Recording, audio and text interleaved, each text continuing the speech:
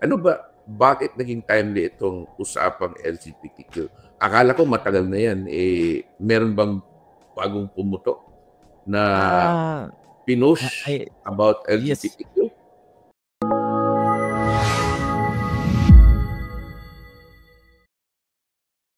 So, recently or just lang kakapasok lang siguro this morning na nagulantang tayo dahil sa isang, pangyayari na hindi natin inasahan. Ang alam ko, naririnig ko kasi sa mga mayroong isang, pastor na namatay at nabaril hindi ko pa masyado alam ang story kung paano siya namatay o paano siya, nabaril. So, hindi natin alam kung may sniper ba or malapitan na pagkabaril sa kanya. So, wala pa masyadong mga details ako na nabasa. Pero ang isang talagang, sigurado ay siya'y nabaril. Tinamaan siya banda dito sa leeg at iyon ang nag-cause siguro na ikinamatay niya at, instantly ang bilis ng pangyayari. Ang nakakalungkot lang doon dahil nga dalawang kaniyang anak na naiwan, bata pa mga maliliit pa at ang kaniyang may bahay, ang kaniyang asawa. So, kilala siya sa paglilingkod at, marami tayong naririnig. Sa isang side, ang mga LGBTQ sinabi nila na para sa kanila natuwa sila. Pero sa mga Kristiyano, nagmo-mourn ng mga Kristiyano, so nalulungkot sila dahil po sa ginagamit ito ng Panginoon para magpahayag ng kaniyang, mabuting balita lalo na sa mga kabataan, to the youth. Dahil, sa school ata siya nadali o namatay Sino Doc po? Alan na. Pinag-uusapan po natin. Doc Alan, baka kilala niya to. Sino po to at saan po to? Ano po siya sa Amerika, I think Kate, affiliate din niya, 31 years old. Then, bali proponent siya ng, kasi nagsimula ang yung LGBT lang yan LGBT lang ang component yan Tapos naging Q, tapos narinig ka ng IA, tapos naging 2 plus 2.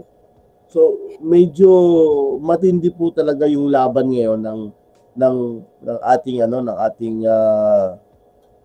bansa at ng ating pananampalataya kasi sobra po ang ngayon ang pag-suporta sa larangan SOGB, yung equality Actually ang isa sa root po niyan sa pag-aaral kasi nagtuturo din po sa pulis, yung dad na misinterpret yung gender equality o gender equality.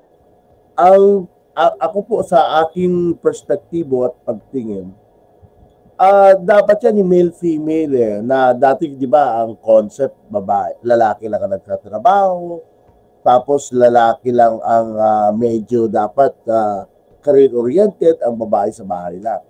Tapos, dinevelop yan na balance, which is tama lang din naman na dahil kahit naman sa Bible sinabi ng Romans na walang lalaki, babae, at saka walang Greek and Jew, isa na lang yan sa harapan ng Panginoon. Pero naiba siya, tapos nga binanggit kanina ni Pastor Roy Bichepo yung SOGI bill na isa sa component niyan ay bigyan ng tawag dito, bigyan ng kalayaan ng tao na i-express niya yung kanyang karapatan. Yun yung SOGI bill na itinaasan nila yung yung penalty, fine kapag ka nagbully ka at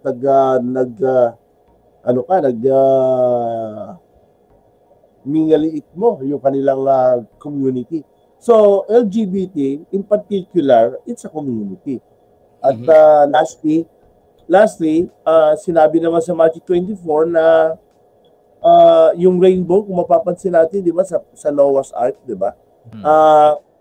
Yun ang kanilang flag At sinabi sa Matthew 24 na ipagbabalik ng Panginoon ay katulad ng panahon ni Noah.